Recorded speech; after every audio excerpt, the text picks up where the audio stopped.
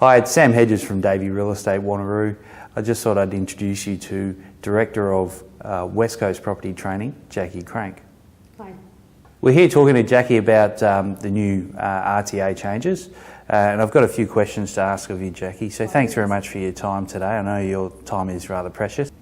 One of the biggest questions our property managers actually come across is, Jackie, why do I have to give 30 days notice in order to increase the rent? Okay, there's obviously the changes that occurred to the Residential Tenancies Act occurred as 1st of July 2013, and they're pretty major changes, biggest changes that have occurred in 30 years of residential tenancies in WA. And all of the questions really are answered within the Act. So that particular question does cause a lot of confusion as well as a bit of angst.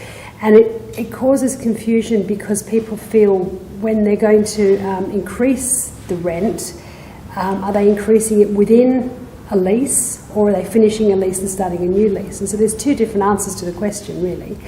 The 30-day period relates to a new lease. So if we've had a fixed term lease that's had a start and an end, and when that one ends, we start a brand new lease, then technically, because it's a new lease, there wasn't a requirement to give any notice because it's a new lease.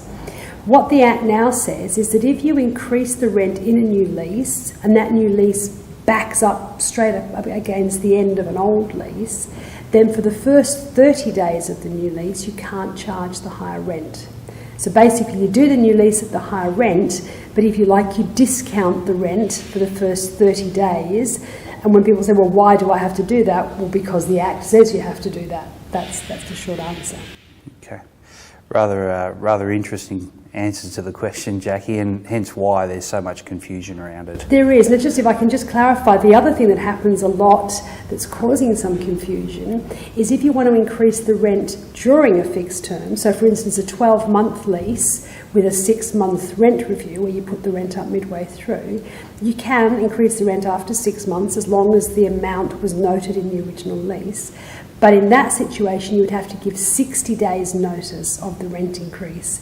And this is where the confusion comes from, because sometimes you get people who believe they've got to give 60 plus 30, but the 60 is within a fixed term lease where you've given adequate notice. The 30 is where a fixed term lease has ended and a new one has commenced.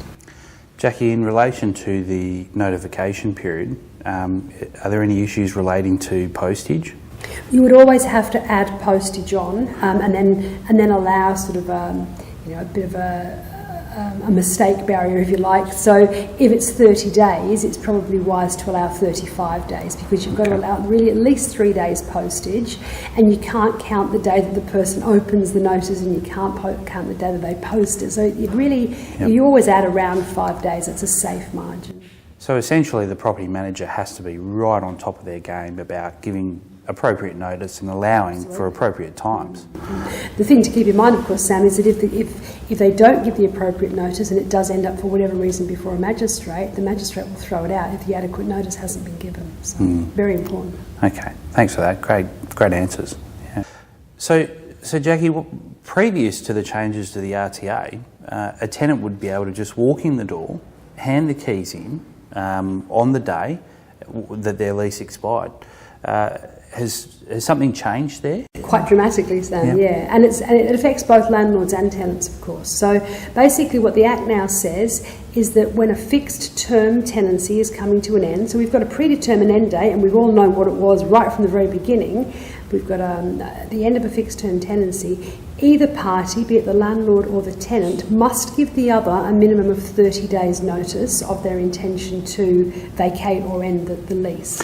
So are we including the postage as well? Again, we've got to add that on. Add that on. Yeah, so essentially, for a property manager or perhaps an owner to instruct their property manager, they really do need to give them a couple of days' notice to say, we want to pop something in the post, pop it in the post, then they receive their 30-day notice to vacate. Would that be right? It would be, yeah. And it's most important for landlords because a property manager, I'm sure your property managers do this, they contact the landlord and they say, what's your intention, what do you want us to do? If the landlord doesn't get back to the property manager and let them know in the required time frame, then that's going to actually extend the lease. Sure. So let's say a property manager has approached a landlord and said, what do you want to do? The landlord's not quite sure, doesn't get back to the property manager straight away. So let's say by the time they do respond, it's now 20 days before lease expiry. The property manager still must give that 30-day notice period.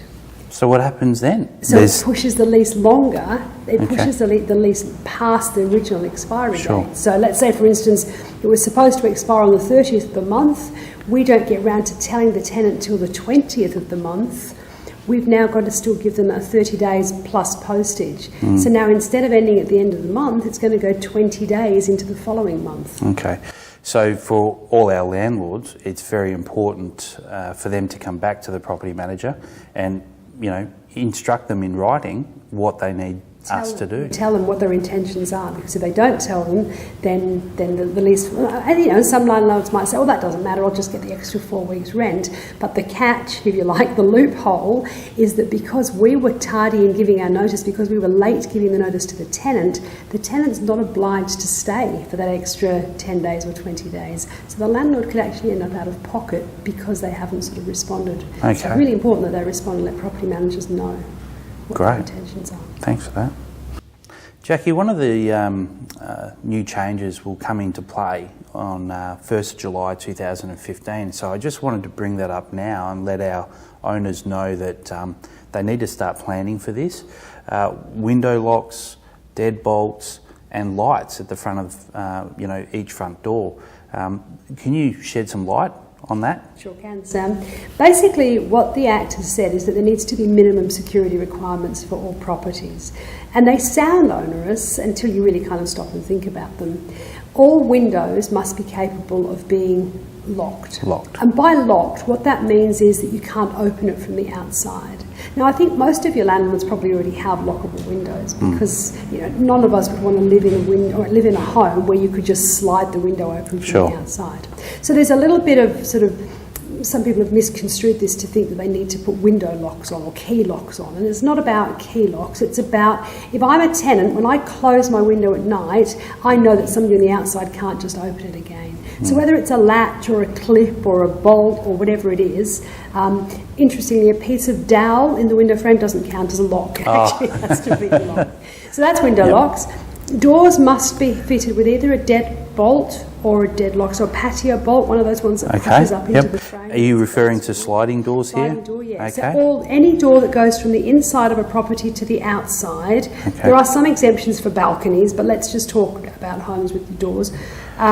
Must have either a deadbolt, so the deadbolt that locks in, or a patio bolt, or there has to be some way of actually deadbolting every single door that goes to the outside. And what's this I hear about lights at the front door? Or it is. That's very much a matter of there's the minimum lighting requirement is that if I'm inside the house as a tenant and I hear a noise outside, there has to be a switch so that I can turn an electric light on when I'm inside that will light up the outside. Okay. So it's just really basic minimum security. Jackie, does one of those automatic lights, sensor lights, suffice? Well, a sensor light, I guess, would suffice, provided that you're able to operate it with a switch. And this is an interesting thing where you'd start to get into, was it a maintenance issue or not? Because I know I have those sensor lights at home, and my sensor lights will come on every time the wind blows, but if I want to turn it on, it will decide it won't turn itself on. So that wouldn't meet minimum requirements, because it has to be that I can turn the light on when I want to, as a tenant, actually light up that outside area. Can I just clarify that the really important thing here is you've mentioned July 2015, and so the tendency is to think, oh, I've got plenty of time. But just picture if everybody who has an investment property in Western Australia waits until June 2015 and everybody tries to get locksmiths all at the same time. It's going to be a nightmare. So the savvy ones, I think, will start to plan ahead. Yeah. Thanks, Jackie. That's great information. Jackie, one of the issues that has been brought to our attention of recent times is that the quote of urgent repairs versus maintenance. Could you perhaps explain the difference between what's urgent and what could possibly be described as maintenance? Sure, Sam. I guess the biggest change that's come about in terms of urgent repairs is they've now classified urgent repairs under two distinct headings. So they've said those that are required to be arranged within 24 hours and those that are required to be arranged within 48 hours. Now the 24-hour ones are fairly straightforward because it's anything to do with an essential service, so gas, electricity, water, sewage, septic, all those things that we would all class as an urgent repair. Okay. The 48-hour ones are the ones, though, that I think are more inclined, owners would be perhaps more inclined to think, well, that's just a maintenance issue, it's not urgent. And under that heading comes anything that produces a risk to the property, which would concern us, but secondly, anything that potentially could cause risk or injury to a person. Now, that is quite open if you think about it, because things like uneven paving. Trip hazard? Yes, absolutely. Okay. Yeah, so and a lockable door that's not quite locked? Yeah, there was a very tragic case last year of a drowning that occurred that related to a sliding door that led directly onto a pool area that the door didn't lock or the self-closing mechanism didn't work. Sure. And so property managers have now this extra responsibility to check. So in previous times, that was what would be deemed normally as just a maintenance issue. We'll get around as to you it. just said, a trip hazard. Hazard. If somebody sees paving that's a bit faulty, you think, oh, we'll get around to doing that, we'll get a couple of quotes. But in effect, really, it's become an urgent repair because if somebody were to injure themselves on it, then the risk is increased enormously. So maintenance aside, property managers now need to be really on the ball and report back to owners, and decisions need to be made fairly quickly on those sorts of matters. Because the Act actually allows now that if a tenant has reported an issue and the issue is not responded to by the property manager and or the owner, that the tenant now has the right to arrange the repairs themselves, and that the owner will be responsible to reimburse them for the cost of those repairs. Wow, well that's definitely something I didn't know. Thanks for sharing that with me, Jackie, appreciate it. Well, thanks very much, Jackie. Really appreciate your time this morning. What a wonderful insight of some of the new changes that has actually occurred or going to occur.